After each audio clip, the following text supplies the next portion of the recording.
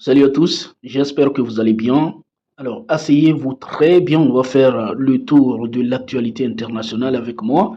Alors, pour commencer, on va commencer avec The Washington Post qui nous dit le président Trump est plus impopulaire qu'il ne l'a jamais été selon une série de sondages auprès d'électeurs américains en amont des élections de mi-mandat.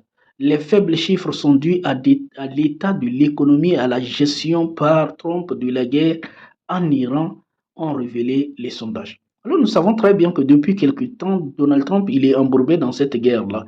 Et il cherche à s'en sortir. Mais malheureusement, en fait, c'est comme quelqu'un qui est en train de se noyer et qui veut sortir. Et à chaque fois qu'il veut se relever, qu'il veut sortir sa tête de l'eau, il y a Benjamin Netanyahu qui a sa main en haut et qui plonge encore sa tête dans l'eau pour qu'il continue de se noyer.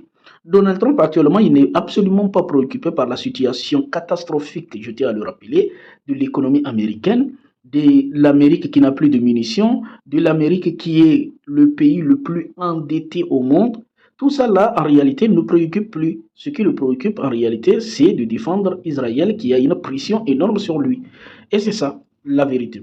Là, nous sommes sur Al Jazeera qui nous dit que des dizaines de soldats israéliens ont abandonné leurs armes et sont sortis des bases militaires du stade Taïman dans le cadre d'un différend avec le commandant supérieur qui tente de rétablir la discipline. Les soldats de la base sont depuis longtemps accusés de violations, y compris de torture infligées à des détenus palestiniens. Genre, en Israël, il y a en fait un rappel à l'ordre contre des soldats israéliens pour leur dire d'arrêter leur torture contre des Palestiniens. Et qu'est-ce qui se passe? Ils laissent leurs armes pour dire qu'ils sont allés manifester. Manifester contre ceux qui leur disent de ne pas torturer les Palestiniens. Regardez la mentalité sauvage de ces gens-là. Ça, c'est une mentalité sauvage et barbare. Il faut le rappeler. Ils sont en train de commettre des choses. Et quand on leur rappelle cela, ils sont fâchés, ils se manifestent. C'est-à-dire des gens qui manifestent parce qu'on leur dit de ne pas torturer des gens. Vous comprenez la mentalité barbare et sauvage de ces gens-là? On continue. Al Jazeera, encore. Les gardiens de la révolution islamique affirment avoir frappé deux pétroliers non conformes tentant de traverser le détroit d'Ormuz sous escorte aérienne de l'armée américaine. L'armée américaine avait promis à deux navires qu'il va les escorter. Regardez, s'il voulait les escorter là, mais qu'ils viennent dans les eaux, qu'ils viennent par des navires les escorter. Mais il n'a pas fait ça. Soit disant, il va les escorter de façon aérienne. Et les navires pétroliers ont couru à ça. Ils ont voulu traverser le détroit de Mons. Le résultat, ils ont été bombardés. C'est ça la vérité pour ceux qui ne veulent pas suivre les règles imposées par l'Iran. Nous sommes sur RT, le média russe, qui nous dit l'Arabie Saoudite se prépare pour une offensive majeure contre les Ansarallah du Yémen. Des troupes s'amassent pour un possible assaut terrestre ou maritime. Les préparatifs font suite à des frappes saoudo-américaines en Irak qui ont fait 20 morts, à des discussions urgentes Trump-Ben Salman. Regardez la réponse de l'armée du Yémen. Le porte-parole officiel Ansarallah, le général Yahya Sarr, apparaît depuis la frontière saoudienne, déclarant que son armée est prête pour une invasion terrestre à grande échelle avec 1 million de soldats préparés pour cela. C'est-à-dire l'Arabie saoudite, vous voulez envahir notre pays? D'accord, approchez-vous. Nous avons 1 million de volontaires préparés pour vous accueillir. Et je tiens à rappeler que dans des vidéos, c'est démontré comment cette armée-là, des Ansarallah, qu'on appelle communément les Houthis par les Occidentaux, sont en train de chasser les armées, les soi-disant armées Arabie Saoudite. Est-ce qu'Arabie Saoudite là-bas même, il y a une armée même? Là, nous sommes sur CBS News qui nous dit que le président Trump est de plus en plus frustré alors que le conflit avec l'Iran s'amenuise. Les responsables iraniens ont également été surpris par la manière dont Trump s'est montré clinique lors de la récente réunion dans le bureau ovale alors qu'il pesait les options militaires, économiques et diplomatiques. Nous sommes sur BBC News qui nous dit pourquoi une guerre limitée avec les États-Unis pourrait convenir à l'Iran mieux que la paix. Eh oui, les Iraniens n'ont que faire de la paix. Ils n'ont pas besoin de la paix. Ce qu'ils veulent, c'est une guerre comme ça. Ils n'ont pas besoin d'accord ni de rien du tout. Les Iraniens n'ont besoin de rien de la part. C'est les États-Unis qui ont besoin d'accord, c'est eux qui ont besoin de paix, c'est eux qui ont besoin de négociations. La vérité, c'est que les Iraniens, ce qu'ils veulent, c'est une guerre constante. Comme ça, ils contrôleront tout. Et plus la guerre continue, plus ça s'amenuise, plus il continue d'affaiblir l'armée américaine. C'est ça la technique de l'Iran. Là, nous sommes sur le professeur Marandi qui nous dit l'Iran n'a absolument aucun intérêt à parler avec Trump. L'Iran ne parle avec aucun représentant des États-Unis. Les affirmations des États-Unis concernant une diplomatie en coulisses ne sont que des fabrications répandues par des médias corrompus et compromis. Là, c'est la vérité, c'est ce qu'on vient de dire. C'est-à-dire que l'Iran n'a aucun intérêt à aller négocier avec les Américains aujourd'hui. Et l'Iran n'a même pas besoin d'aller négocier avec les Américains. Toute négociation, c'est dans l'intérêt des Américains. C'est eux qui ont besoin de négocier parce que c'est eux qui ont besoin en réalité de sortir. Alors, ce qui s'est passé, c'est que l'immigration, vous avez vu ce qui s'est passé, c'est que des milliers de personnes, marocains principalement, ont envahi les portes de l'Espagne pour traverser en Espagne. Et là, on nous dit, est-il possible d'exclure l'Espagne de, ça c'est l'Italie qui le dit, de l'espace Schengen? Alors, il y a une théorie, vous avez déjà vu sur ça. La théorie, c'est que c'est Israël qui est en train de planifier tout cela. L'invasion de l'Espagne. Vous savez que l'Espagne est le seul pays européen qui est en train de condamner Israël, qui est en train de s'opposer à Israël et qui, disons-le clairement, ne se soumet pas. Le seul État qui refuse de se soumettre à Israël, c'est quoi? C'est l'Espagne. Et puisque Israël et le Maroc sont des alliés, et d'ailleurs, c'est pas moi qui le dis, hein, c'est Nick Fontes. Nous sommes sur RT qui nous dit Nick Fontes suggère que Israël soutient l'invasion musulmane de l'Espagne. Les Israéliens sont trop heureux de voir leur proche ami le Maroc s'emparer par procuration via l'immigration de quelques villes appartenant à leur ennemi mortel, l'Espagne. Voici les immigrés, ça. Regardez. C'est pas, regardez, hein, c'est pas vraiment, vous voyez, tout ça là, pour aller envahir l'Espagne. Donc c'est vraiment, vraiment chose. Donc c'est vraiment des migrants, les gars. Et là, donc la jeunesse américaine est en train de dire, en réalité, tout ça, c'est un plan israélien. C'est le plan israélien qui est en train d'utiliser le Maroc, qui est son allié, pour aller envahir, pour permettre, pour demander au Maroc.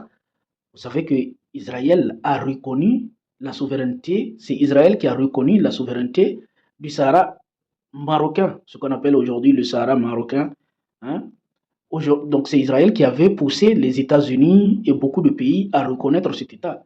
Donc en quelque sorte, le Maroc est redevable. En fait, je vous dis juste en ce que pensent les Américains.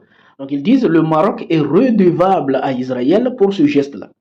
Donc Israël qui est attaqué indirectement, comme vous le savez, par l'Espagne, parce que l'Espagne refuse de se soumettre à Israël. Donc Israël demande au Maroc d'ouvrir les frontières à la jeunesse pour envahir l'Espagne. C'est un peu la pensée des Américains. Alors maintenant que cette parenthèse est faite, on continue avec CBS News qui nous dit tout ce qu'ils font, c'est me mettre en colère, a déclaré le président Trump à propos de l'Iran, déclarant aux journalistes lors d'une réunion du cabinet vendredi qu'il perdrait foi dans la possibilité de conclure un accord parce qu'ils mentent et ils déforment la vérité. Il a ajouté que l'Iran rend sa parole souvent. Le monsieur, il est tout simplement frustré. Regardez les propos qu'il tient. Il est tout simplement frustré. Il n'arrive pas à sortir, il n'arrive pas à trouver des accords. Il dit que les Iraniens mentent. Mais les Iraniens n'ont pas besoin de ton accord, mon gars. Les Iraniens n'ont pas besoin de ton accord. Tu as attaqué, tu attaques quelqu'un, tu viens détruire ces choses et tu dis non, mais je vais faire accord avec toi. Quel accord tu veux faire? Donald Trump n'a rien compris. Que ces gens-là, ce n'est pas le Venezuela. On ne fait pas avec eux dans la pression. Ça ne marche pas. Nous sommes sur Fox News. Je tiens à rappeler que Fox News, c'est le média préféré de Trump. Hein. CNN, là, il n'aime pas. Tous les autres médias, là, ils n'aiment pas. Déjà, le Wall Street Journal, le Wall Street Journal, il a déjà dit qu'il va porter plainte, qu'il devrait les payer, etc., de l'argent, qu'il va porter plainte contre eux. Donc, il n'aime pas. Le seul média qu'il aime, c'est le Fox News encore. Et regardez ce que Fox News nous dit. Le Pentagone fait face à une réalité croissante après des mois de combat en Iran. Donc, ça veut dire que même le média préféré de Trump reconnaît les difficultés dans lesquelles le Pentagone, c'est-à-dire l'armée américaine, se retrouve aujourd'hui. Le Pentagone fait face à une réalité croissante après des mois de combat en Iran. Les réserves américaines d'intercepteurs de défense antimissiles s'amenuisent tellement que les planificateurs, les planificateurs militaires se demandent s'ils peuvent maintenir le cycle actuel de frappe et de représailles limitées. La stratégie de l'Iran, c'est toujours la continuité, hein. La stratégie de l'Iran semble consister à cibler les bases américaines, forçant les États-Unis à épuiser leurs intercepteurs de défense antimissiles avancés, tels que les systèmes patriotes THAAD, et obligeant le Pentagone à accepter un risque accru pour la défense des troupes américaines. Alors que le conflit s'éternise, l'Iran semble croire que c'est ça la meilleure chance de survie plus longtemps que l'armée américaine. On a déjà parlé de ça, c'est un peu ce que je vous avais dit. J'ai dit l'Iran a une technique très simple. Il sait que l'armée américaine est en difficulté. Il sait que l'armée américaine a un système de défense limité. Donc, qu'est-ce qui va se passer? Quand ils vont épuiser les systèmes de défense comme THAAD et Patriot des Américains, alors là, qu'est-ce qui va se passer? Les Américains ne pourront plus intercepter de missiles, ils n'auront plus d'intercepteurs. Et qu'est-ce qui va se passer? L'Iran ne fera que les détruire. C'est ça la stratégie de l'Iran. On va d'abord épuiser, on sait qu'ils ont un stock limité, on sait qu'ils sont faibles actuellement. Donc qu'est-ce qui va se passer? On va continuer les frappes jusqu'à ce qu'ils épuisent leur stock d'intercepteurs et ensuite après, on détruit la base. C'est ça la stratégie de l'Iran. De toute façon, c'est chaos pour les Américains, les gars. C'est chaos pour eux. Parce que l'Iran sait très bien. Tu sais, quand tu es en guerre contre quelqu'un et que tu connais déjà que c'est quelqu'un qui est faible, il est en train de s'écrouler, c'est fini. Tu as juste à continuer de frapper et puis il va s'effondrer. C'est exactement la situation dans laquelle les Américains se retrouvent actuellement. Trump, l'Ukraine possède un sol très riche, très fertile en termes de terres rares. En termes de terres rares, nous avons un contrat signé concernant les terres rares. Nous pouvons y entrer à tout moment et prendre à peu près tout ce que nous voulons. Donald Trump dit que l'Ukraine possède des richesses et des terres rares et que puisqu'ils ont des accords avec l'Ukraine, ils peuvent rentrer en Ukraine et prendre tout ce qu'ils veulent et sortir. C'est pour cela qu'on avait dit que l'Ukraine a vendu, que Zelensky a vendu l'Ukraine aux Américains. Parce qu'il a tout donné, les richesses. C'est-à-dire Donald Trump est en train de dire actuellement, si on veut de l'argent, on rentre en Ukraine et on sort tout ce qu'on veut. C'est tout. L'Ukraine a été vendue. Là, nous sommes encore sur CBS News qui nous dit l'avion de chasse F-35 s'écrase sur la base du corps de marine de San Diego, provoquant un incendie. Là, nous sommes sur CBS News, hein, les gars. Le soi-disant avion hyper furtif américain. L'avion hyper furtif de dernière génération, le F-35, tellement puissant, il s'écrase tout seul. La base San Diego, les gars. C'est ça la nouvelle réalité. Les Américains, je vous dis, c'est foutu pour eux. Ils n'ont plus la technologie. Tout ce qu'ils ont, c'est du camelote, c'est vraiment du fake. Même leur F-35 là, c'est tout simplement médiatique, soi-disant F-35 furtif. Nous avons vu que l'Iran a verrouillé et frappé simplement comme ça. Alors qu'ils disaient, avant la guerre, ils disaient que personne ne peut verrouiller le F-35, c'est tellement furtif, leurs missiles THAAD, etc. Ils ont fait tout. Mais aujourd'hui, avec la guerre, on a compris que tout ce qu'ils ont, c'est de la camelote. C'est du fake. Zéro. Un drone de 20 000 qui détruit des engins de 12 milliards. Par exemple, où est le USS Navy, Gérard Ford et puis tout ça là. Où c'est ça? Est-ce que vous entendez parler de ça? Le détroit d'Ormuz est vide. Alors que début février, Donald Trump, il a tout apporté dans le détroit d'Ormuz. Depuis que l'Iran les a frappés, il a replié pour aller déposer au dépotoir. Ça ne fonctionne pas. Il n'y a rien qui fonctionne. C'est ça la nouvelle réalité, les gars. Merci beaucoup. J'espère que vous avez aimé. On se dit à très bientôt pour